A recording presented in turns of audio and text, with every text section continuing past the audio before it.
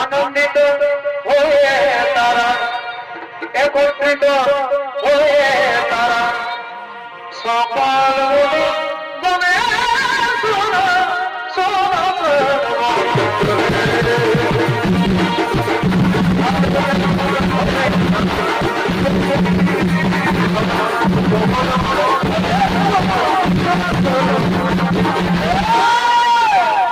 এরা হলেন সেই ব্রহ্মর কুশধ্বরী মনে এবং তাদের আশ্রমের সমস্ত মনে ঋষিগণ সে আশ্রমের দিকে আগমন করছে।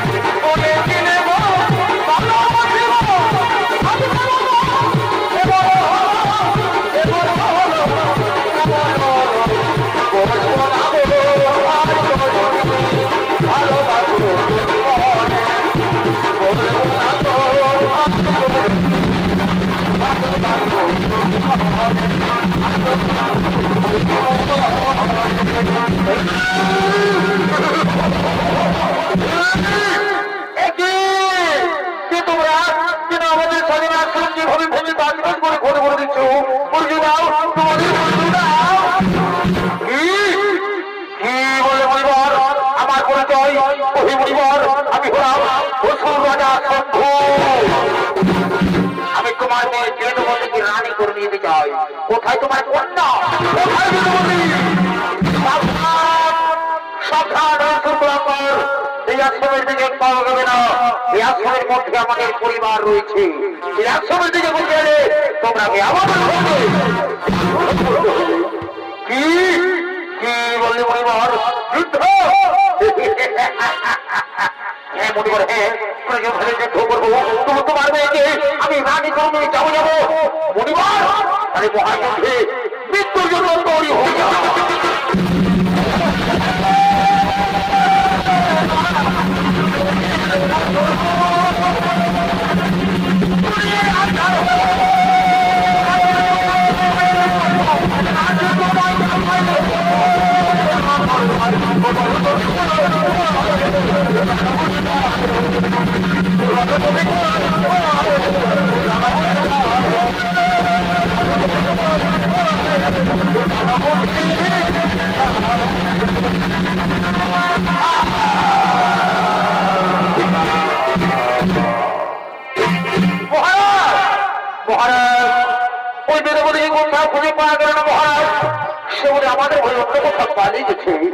কি পালিয়ে গেছে?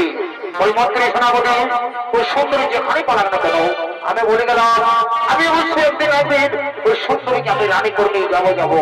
মন্ত্রী সেনাপতি চলো আমরা এখন ফিরে যাই, চলো আমরা এখন ফিরে যাই।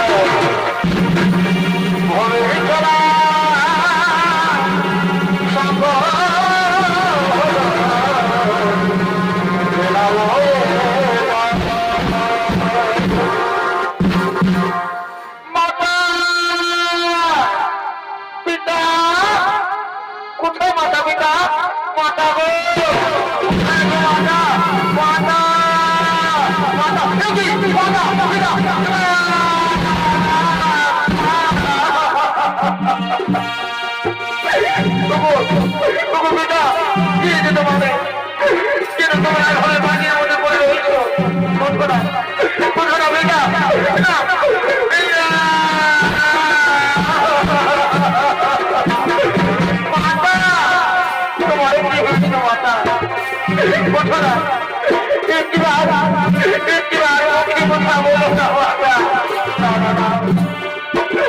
আমার মাথা ব্যথা বলে আমাকে আর কোনো জ্ঞান করে ডাকবে না।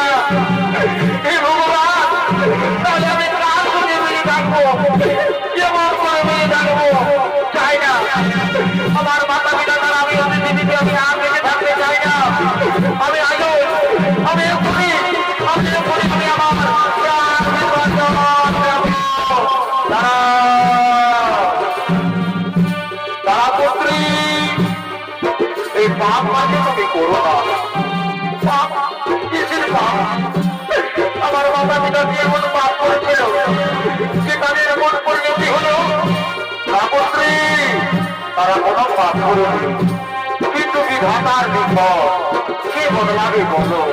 হে পিতামহ, আপনি তো দেব বলো, তাহলে বলো আমি আমার মাতা পিতা দ্বারা কেমন করে বেড়ে থাকবো? তো এরকম আপনি আমায় বলতে পিতামহ, এরকম আপনি আমায় বলতে। শোনো সাবত্রী, তোমার জন্ম হয়েছে, তুমি শ্রী লক্ষ্মীর অংশ।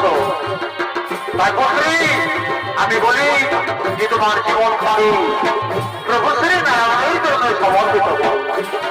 পুত্রী, আমি এখন আসি, পুত্রী আমি এখন আসি, আমি এখন আসি।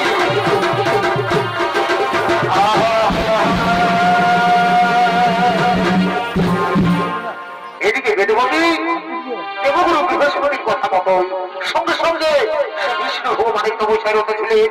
30,67,20,000 বছর ধরে সেই বিষ্ণু ভগবানের কঠোর কঠোর তপস্যায় রত ছিলেন সেই বর্ধমান পর্বতে। আর এমন সময় লঙ্কার রাজা রাবণ তার পুষ্পবতী করে যেতে যেতে ক্লান্ত হয়ে পড়েন।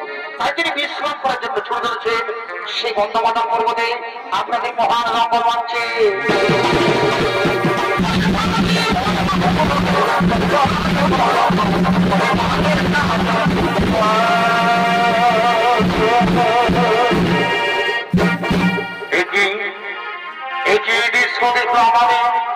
আমি বহুদিন এসেছি বর্ধমান পর্বতে, কিন্তু কোনদিনই অপূর্ব সুন্দরী নারী চোখে পড়েনি না। কে সে সুন্দরী? এই সুন্দরীর রূপ যৌবন দেখে আমি যে পাগল হয়ে গেছি। আমি যাই সে সুন্দরের কাছে, আমি যাই সে সুন্দরের কাছে। বলি শোনো, শোনো সুন্দরী, তোমার তপস্যা ভঙ্গ করো। শোনো সুন্দরী, তোমাকে নিয়ে যাবো আমার লঙ্কায়। আমি তোমাকে আমার লঙ্কার রাজরানী করে রাখবো। সুন্দরী, তুমি চলো আমার সঙ্গে। আমি যাবো না, আমি তোমার সঙ্গে যেতে পারবো না। আমি নারায়ণের তপস্বিনী, আমি তোমার সঙ্গে যাবো না। আমি সারা জীবন নারায়ণের দাসী হয়ে থাকবো, তবু তোমার সঙ্গে যাবো না। কি বলে সুন্দরী, তুমি আমার সঙ্গে যাবে না? তোমাকে আমি জোর করে যাবো। দেখি তোমার কোন নারায়ণ শুধু বাবা চায়। মন্ত্রী সেনাপতি শুনে ঢুকবো, তোমার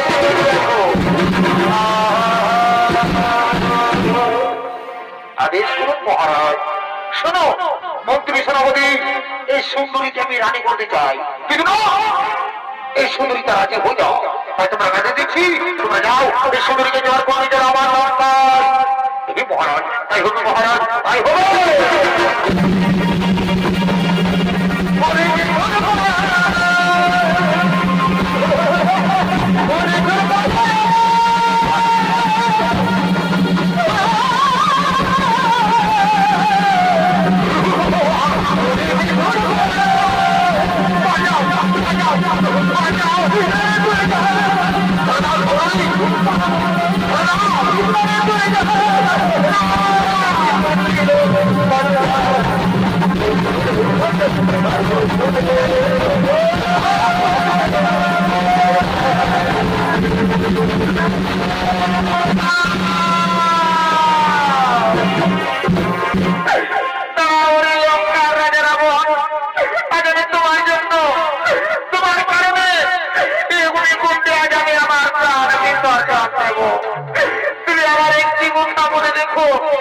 আমি সারা জীবন প্রভু শ্রী নারায়ণের তপস্যা করেছি। আজ সত্যি আমি এক মনে এক ধ্যানে প্রভু শ্রী নারায়ণকে দেখে থাকি। তুমি নিশ্চয় আমি একদিন একদিন নতুন রূপ নিয়ে আসবো ধরা ধানে। জন্ম নেব কোনো ধার্মিকের ঘরে, আর সেই জন্মে আমার কারণে তোমার মৃত্যু ঘটবে রাবণ। তুমি নির্বংশ হয়ে যাবে রাবণ, তুমি নির্বংশ হয়ে যাবে। এ আমার অভিশাপ, এ আমার অভিশাপ, এ আমার